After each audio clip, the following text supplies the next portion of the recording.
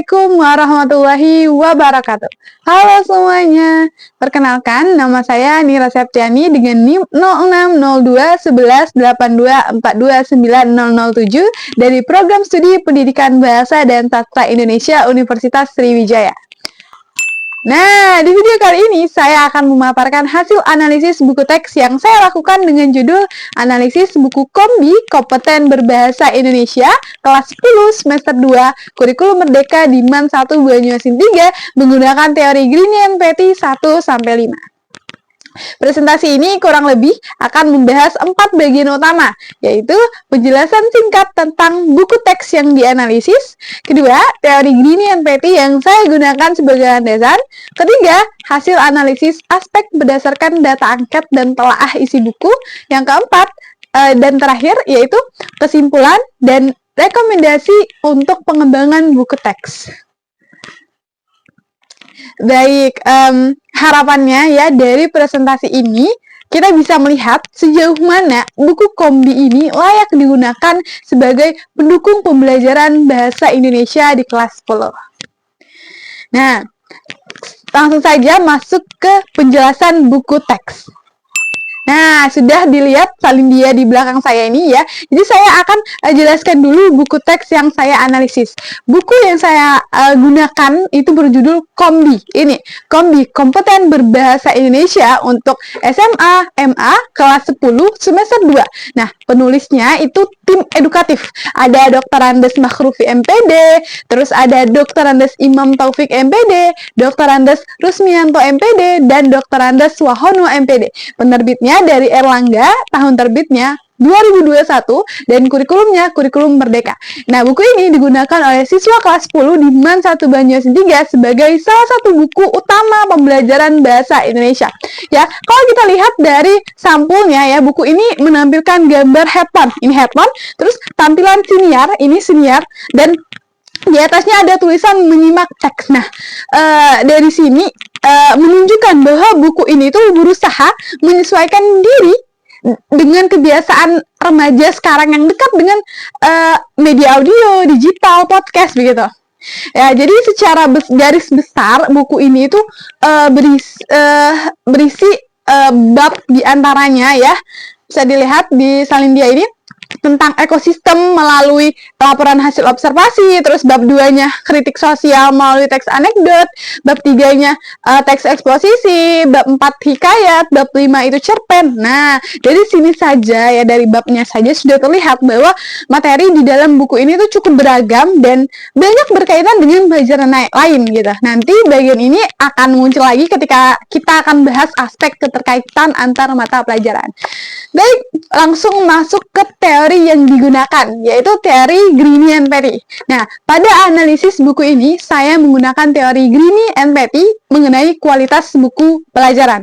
Sebenarnya, Greene Petty ini menyebutkan 10 kriteria, tetapi dalam penelitian saya hanya menggunakan 5 indikator yang paling relevan dengan tujuan analisis dan kondisi lapangan yang terbatas.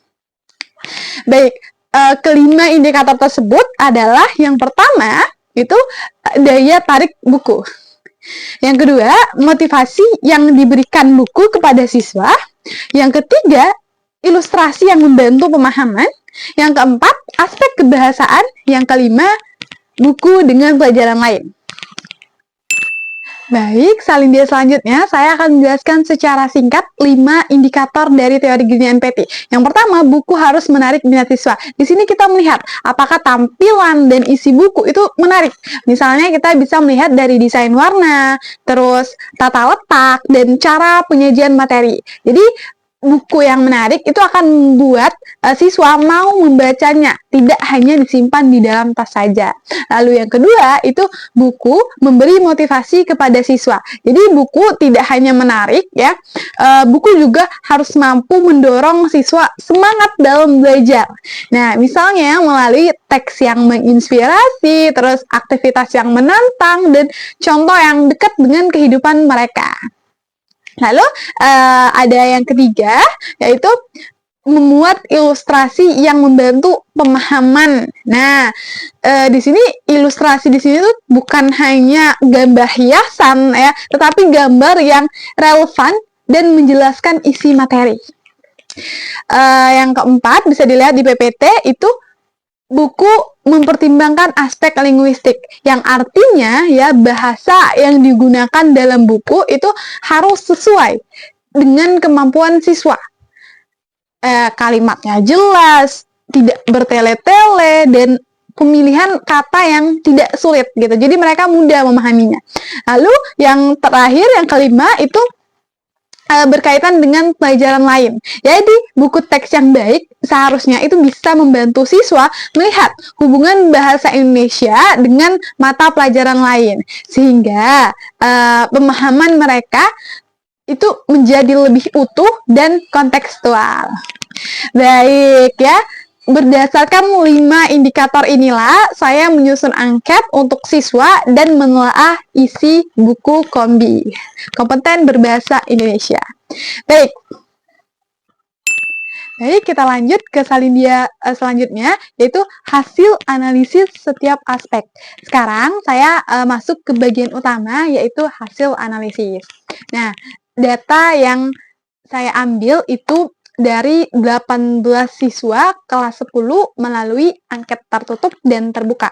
Lalu saya cocokkan dengan isi buku. Nah, kita langsung saja ke aspek pertama. Nah, aspek daya tarik buku. Pertama, tentang daya tarik buku. Bisa kita lihat di diagram belakang saya ini ya, 44,4% siswa itu memilih kategori sangat menarik, bahwa buku ini itu sangat menarik. Lalu 50%-nya itu memilih menarik. Nah, lalu 5,6% itu memilih kurang menarik. Dan tidak ada yang menjawab tidak menarik. Wah, artinya ya hampir setiap siswa itu merasa buku ini menarik gitu, baik dari isi maupun tampilannya. Nah, kita lanjut ke salindia selanjutnya. Ini adalah jawaban dari angket terbuka ya. Sebagian besar siswa itu mengatakan bahwa buku ini itu menarik karena materinya jelas dan beragam gitu. Lalu ada yang mengatakan bahasanya sederhana dan mudah dipahami gitu. Walaupun begitu, ada juga ya yang mengkritik bahwa ilustrasi di sampul bukunya ya, di sampul bukunya itu kurang menarik gitu. Dan ada juga ya siswa yang menjawab angket terbuka ini tanpa penjelasan gitu, hanya menjawab singkat iya dan hanya tanda titik gitu. Nah, lalu kita lanjut ke salindia berikutnya. Nah, ketika saya cek dalam buku gitu ya, terdapat ya di belakang saya ini ada halaman 58.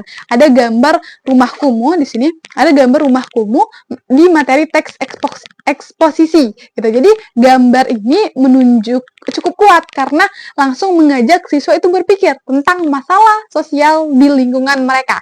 Karena ada juga pertanyaan pemantiknya di sini gitu. Lalu di salindia ini bisa kita lihat lagi itu ada halaman 32. Nah, di halaman 32 ini ada ilustrasi emotikon dengan ekspresi yang berbeda untuk menandai aktivitas menyimak dan mengkreasi teks anekdot. Nah, lalu ada juga nih pertanyaan pemantiknya yang mendorong siswa untuk penasaran dan membacanya. Nah, ya dari 2 contoh buku ini itu menunjukkan ya bahwa buku ini itu memang berusaha tampil tidak monoton gitu. Dan hal ini sejalan juga dengan jawaban angket siswa tadi gitu. Jadi untuk aspek pertama ini, buku ini memenuhi kriteria daya tarik, walaupun masih ada sedikit catatan ya, itu di tampilan gambarnya yang monokrom dan teksnya yang terlalu padat di beberapa bagian. Sekarang kita lanjut ke salindia berikutnya mengenai aspek 2, buku memberi motivasi. Nah, aspek kedua adalah motivasi. Nah, kita bisa lihat diagram di belakang saya ini ya, hasil angket itu menunjukkan 94,4% siswa menjawab ya, dan hanya 5,6% yang menjawab tidak. Nah, lalu salindia selanjutnya, dari uraian terbuka itu siswa banyak yang menjawab, yang membuat mereka semangat belajar itu ada di bagian teks cerita, terus ada teks anekdot, puisi, hikayat. Nah, lalu ada juga siswa yang tidak memberikan penjelasan gitu ya, hanya menjawab iya, bersemangat, dan hanya tanda titik. Nah, baik, kita ke salindia selanjutnya. Nah, di salindia ini bisa dilihat ya dari hasil telah isi buku ya, motivasi ini itu juga muncul dari beberapa cerita inspiratif ya. Ada pada halaman 222 yaitu ya, nih 222 kisah masa kecil Thomas Alva Edison bersama ibunya. Lalu ada kisah Mary Riana juga, ada kemauan, ada jalan gitu. Ada kemauan, ada jalan. Nah, dan ada juga cerita inspiratif dari atlet para layang berawal dari rasa ketakutan. Nah, dari ketiga teks ini ya, itu menunjukkan bagaimana tokoh yang awalnya dalam kondisi sulit tetap bisa berhasil karena kerja keras dan dukungan keluarga. Nah, cerita seperti ini itu sangat potensial untuk menguatkan motivasi belajar siswa gitu. Namun ada kekurangannya ya, yaitu beberapa teks motivasi ini itu dicetak dengan paragraf yang rapat gitu. Bisa dilihat ya, paragraf yang rapat dengan latar belakang itu hijau muda yang cukup cerah dan hurufnya itu cenderung kecil gitu. Jadi sehingga kurang nyaman untuk dibaca dengan durasi waktu yang lama. Namun ya, secara umum untuk aspek motivasi ini, buku ini juga cukup kuat dan sesuai dengan teori Greene and Petty. Nah, baik, kita ke salindia selanjutnya. Nah, kita masuk ke aspek 3. Nah, aspek 3 ini ilustrasi yang membantu pemahaman. Nah, aspek ketiga ini adalah ilustrasi gitu ya. Nah, bisa dilihat juga dari diagram di belakang ini ya. Dari diagram ini menunjukkan itu 88% siswa itu merasa ilustrasi dalam buku ini membantu mereka memahami materi gitu. Lalu ada juga 11,1% siswa itu menjawab tidak gitu. Lalu di salindia selanjutnya nih, di angket terbuka, siswa itu banyak yang menjawab ilustrasi ini membantu mereka membayangkan situasi, terus menjelaskan konteks cerita, dan membuat teks terasa lebih hidup. Nah, salindia berikutnya di sini dari isi buku, ya dari isi buku ini bisa dilihat contohnya ini. Saya menemukan beberapa ilustrasi yang fungsinya itu jelas. Ada pada halaman 192, ya halaman 192 itu ada foto tokoh yang sedang dibahas gitu. Nah, ini itu membantu siswa mengkaitkan nama dengan wajah tokoh. Lalu ada pada halaman 252 dan 253 ya.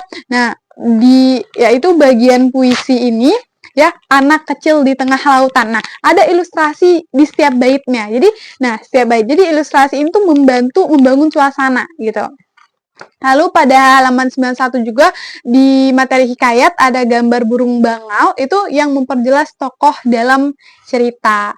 Nah, baik. Jadi dari sini ya terlihat bahwa ilustrasi di buku ini itu tidak hanya sebagai hiasan ya, tetapi juga membantu untuk memahami teks. Nah, kekurangannya di sini itu ilustrasi ini itu tidak berwarna, hanya monokrom hitam putih gitu. Jadi kurang menarik visualnya. Namun meski begitu, jika dilihat dari jawaban angket siswa ya 88,4% gitu ya, dan contoh di dalam buku, aspek ilustrasi ini tergolong baik. Selanjutnya, nah kita lanjut ke salindia berikutnya mengenai aspek kebahasaan atau linguistik.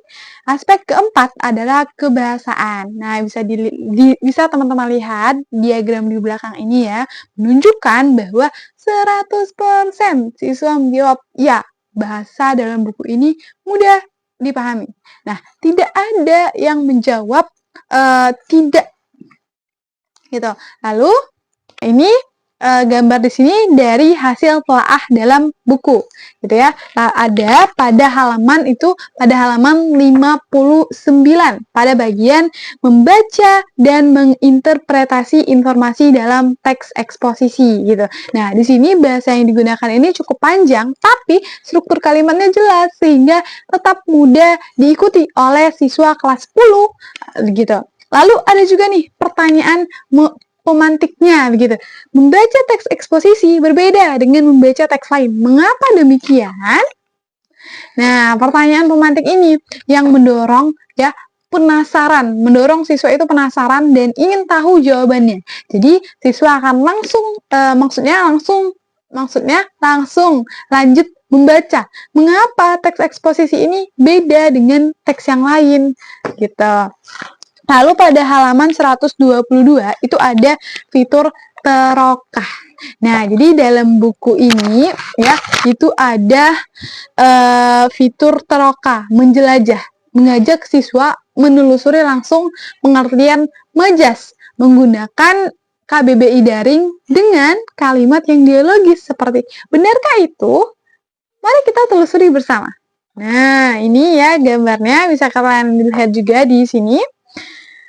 Nah, lalu ada juga ya pada halaman 72. Nah, di sini halaman 72 ada fitur teroka yang menjelaskan istilah mana yang benar, permukiman atau pemukiman. Nah, di sini langsung nih menjelajah, mencari jawaban yang benar dalam KBBI daring dan langsung mencantumkan tangkapan layarnya gitu. Lalu masih ada lagi ya fitur teroka pada halaman 44 tentang teks anekdot begitu. Baik, jadi pendekatan ini ya yang membuat materi kebahasaan yang awalnya itu cukup berat itu menjadi ringan dan mudah dipahami gitu. Jadi dari sisi kebahasaan buku ini itu sangat kuat. Bahasa yang digunakan itu sudah sesuai dengan kemampuan siswa gitu. Dan ada fitur teroka yang menjadi nilai plus karena fitur ini tuh mendorong siswa untuk mengetahui istilah yang belum mereka ketahui. Baik, kita lanjut. Nah, lanjut ke salin dia berikutnya mengenai aspek keterkaitan dengan pelajaran lain. Nah, aspek terakhir ini adalah keterkaitan bahasa Indonesia dengan pelajaran lain. Nah, bisa kita lihat ya di belakang saya ini, diagram ini ya dari angka tertutup menunjukkan 94,4% siswa menjawab ya bahwa buku ini itu berkaitan dengan pelajaran lain. Lalu 5,6%-nya itu siswa menjawab tidak. Nah, di salin dia ini adalah hasil dari analisis isi buku gitu. Bisa dilihat ya di salin dia ini ya. Bab 1 itu membahas ekosistem melalui teks laporan hasil observasi. Ini jelas berkaitan dengan IPA. Lalu ada lagi bab 2 itu mengangkat kritik melalui teks anekdot. Nah, ini berkaitan dengan IPS. Nah, teman-teman bisa ya lihat di belakang saya ini ya, karena kalau di buku, di kamera ini kurang jelas, dan saya juga tidak ketemu dengan buku digitalnya. Teman-teman bisa lihat ya di belakang saya. Nah, lalu ada juga contohnya itu pada halaman 34. Teks anekdot dengan judul Dialog Presiden dan Peramal. Nah, di sini ya teks anekdot ini membahas isu kemiskinan dan kondisi sosial politik. Nah, ini berkaitan dengan IPS. Jadi, buku ini itu tidak berdiri sendiri sebagai buku bahasa, tetapi menghubungkan bahasa Indonesia dengan berbagai bidang, sehingga sesuai dengan gagasan pembelajaran terpadu dalam kurikulum Merdeka. Nah, kita lanjut ke bagian terakhir, kesimpulan. Nah, berdasarkan keseluruhan analisis menggunakan 5 indikator Greene and Petty, dapat saya simpulkan bahwa 1. Secara umum, buku Kombi Kompeten Berbahasa Indonesia untuk SMA, MA kelas 10 semester 2 itu memiliki kualitas yang cukup baik dan layak digunakan sebagai buku teks pendukung pembelajaran Bahasa Indonesia di MAN 1 Banyuasin 3.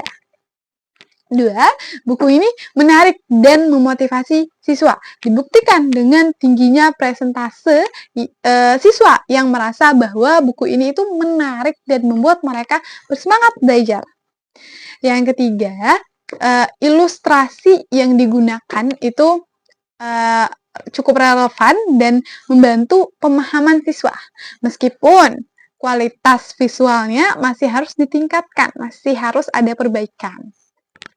Lalu keempat, dari segi kebahasaan ya, buku ini sangat kuat karena menggunakan bahasa yang jelas, komunikatif, dan sesuai dengan kemampuan siswa.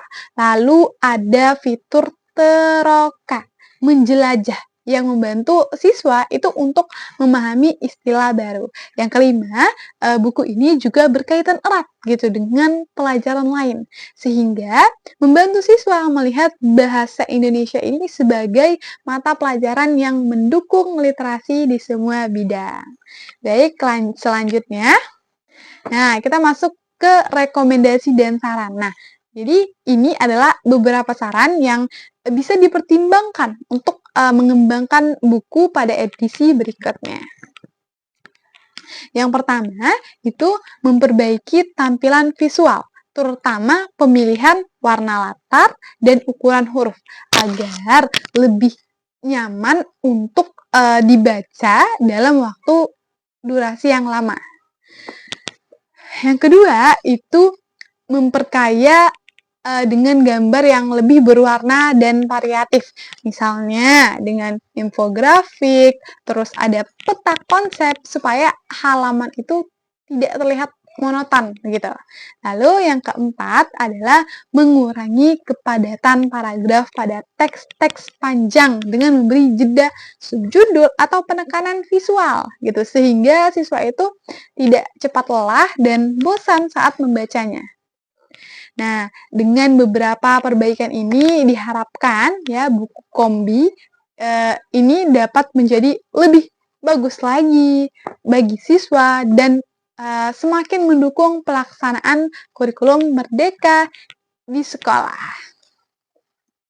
Baik, kita lanjut. Habis sudah. Terima kasih. Baik, demikian pemaparan saya mengenai analisis buku Kombi, Kompeten Berbahasa Indonesia, kelas 10, semester 2, kurikulum merdeka di MAN 1 Banyuasin 3, menggunakan teori Greene and Petty.